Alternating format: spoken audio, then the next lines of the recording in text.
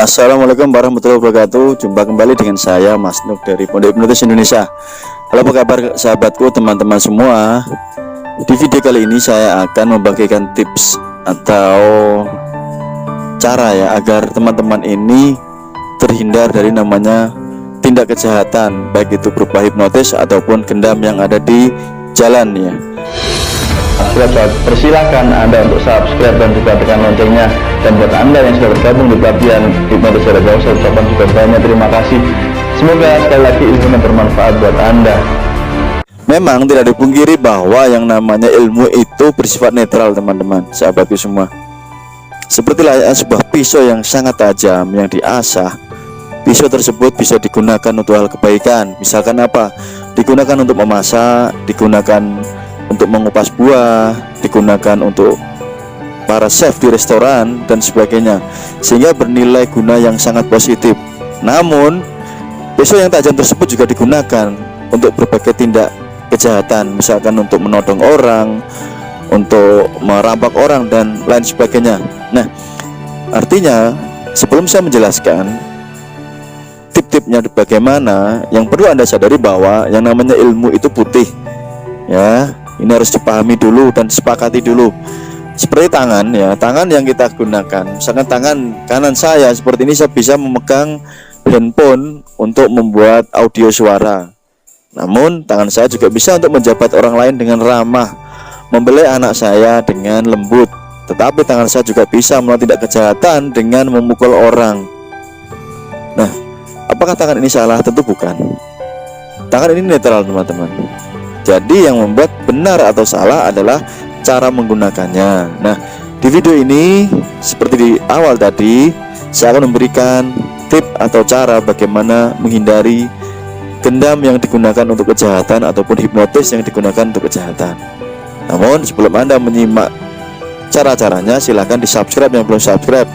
Yang sudah subscribe, saya ucapkan banyak terima kasih. Semoga bermanfaat video ini dan silahkan menonton sampai selesai. Baik teman-teman, saya bagi semua, langsung saya lanjutkan. Tip pertama untuk menghindari kejahatan yang mengatasnamakan hipnotis atau gendam, yang pertama adalah kita harus mempunyai wawasan kritis begitu. Selalu waspada dengan pikiran kita. Misalkan Anda bertemu dengan orang baru yang sama sekali belum pernah Anda jumpai di jalan, kemudian orang tersebut mengajak ngobrol kepada Anda, tentunya Anda harus bersikap kritis di sini, waspada. Artinya ketika orang tersebut, orang baru tersebut, biasanya mereka itu muluk-muluk, teman-teman. Maksudnya bagaimana? Untuk para yang baru belajar gendam atau hipnotis, yang baru pemula dan bertujuan untuk bertindak kejahatan, mereka itu selalu membual ya, membuat cerita-cerita yang muluk-muluk. Tujuannya untuk mengiring agar bawah sadar kita terbuka. Ada di bagian otak kecil kita itu terbuka, ada spasinya. Nah, biar di antara spasi tersebut bisa dimasukkan pesan yang ingin mereka gunakan. Tentunya dengan waspada, maka logika kita akan menaik tingkatnya. Misalkan kok ada ya orang yang dia cerita orang kaya tetapi naiknya motor.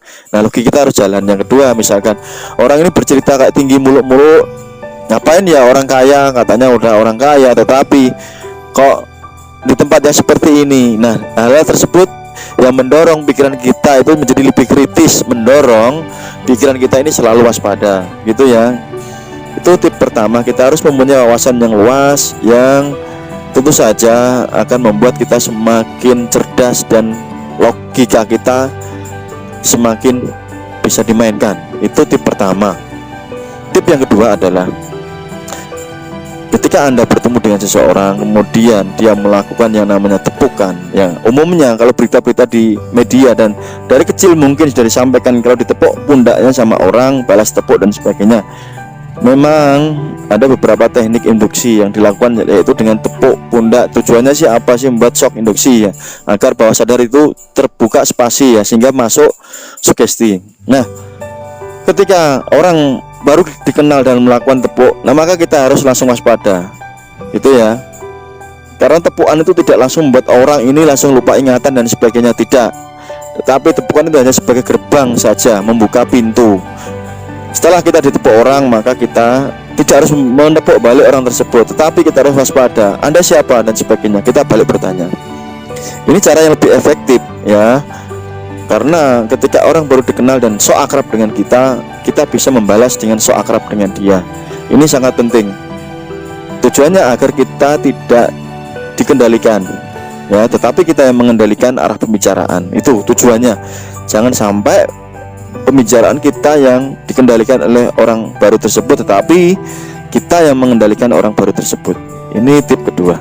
Tip ketiga adalah ketika Anda bertemu dengan orang baru dan orang baru tersebut misalkan berbicara, dan ketika menggunakan tatapan matanya untuk berbicara dengan Anda, dan Anda merasa ada yang aneh dengan tatapan mata tersebut, atau merasakan energi yang tidak lazim atau tidak lumrah, maka segera alihkan pandangan Anda.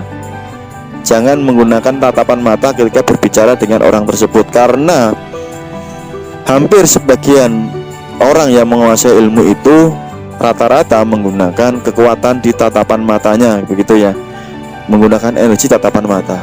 Itu untuk orang yang umum belajar, tetapi bagi orang yang sudah sangat mahir, sangat ahli, boleh dikatakan ilmunya tingkat tinggi, mereka tatapan mata juga mengeluarkan energinya, suara juga mengeluarkan energi, bahkan sikap tubuh juga mengeluarkan energi. Jadi ini beda. Tetapi yang kasus umum ditemui di jalan, di tempat umum adalah mereka menggunakan tatapan mata. Nah, kita bisa menghindarinya dengan cara jangan langsung menatap bagian matanya, tetapi kita bisa memandang bagian yang lain. Nah, itu tip yang ketiga. Tip yang keempat, ketika Anda bertemu dengan orang baru yang baru dikenal sama sekali, maka untuk menghindari agar kita tidak terpengaruh dengan orang tersebut, maka ketika dia berbicara, bercerita misalkan dengan sesuatu yang dia kuasai, tentunya agar kita terpengaruh dengan alur ceritanya, segera kita putus polanya. Caranya apa? Kita ganti bercerita. Sebentar Pak, saya ingin bercerita. Jadi begini Pak, saya ini punya komputer nih, dan program saya ini komputernya ini lagi hang, rusak karena saya install Windows 10. Nah, ketika itu ada bugnya Pak, dan sebagainya.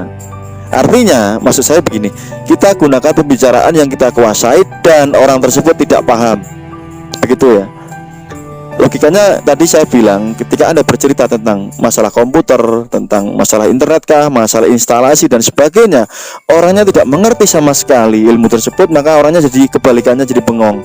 Kita yang mendirect, begitu. Itu tip yang keempat. Tip yang kelima, ketika orang yang baru tersebut ini biasanya mereka dengan nada suara menggertak begitu, tujuannya untuk membuat mental kita jatuh.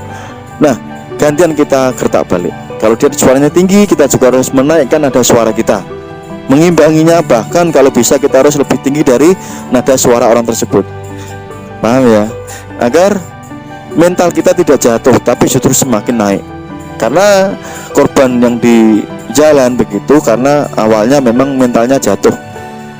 Dari mental jatuh tersebut ada celah untuk memasukkan yang namanya sugesti atau perintah agar menurut dengan apa yang dia inginkan. Begitu teman-teman, tips singkat dari saya, dari Mas Nuk, semoga bermanfaat. Dan bagi teman-teman yang ingin mempelajari ilmu kendam hipnotis, ilmu hipnoterapi, magnetis, telepati dan lain-lain, Anda bisa langsung mengkontak di nomor WA yang diberikan di kolom deskripsi dan juga di kolom video. Anda bisa cek nomor WA, nanti saya akan terhubung langsung. Begitu teman-teman, semoga bermanfaat. Sampai bertemu di video berikutnya. Salam dari saya Mas Nuk. Jika ada salah kata, saya mohon maaf yang sebesar-besarnya. Terima kasih. Assalamualaikum warahmatullahi wabarakatuh. Dadah.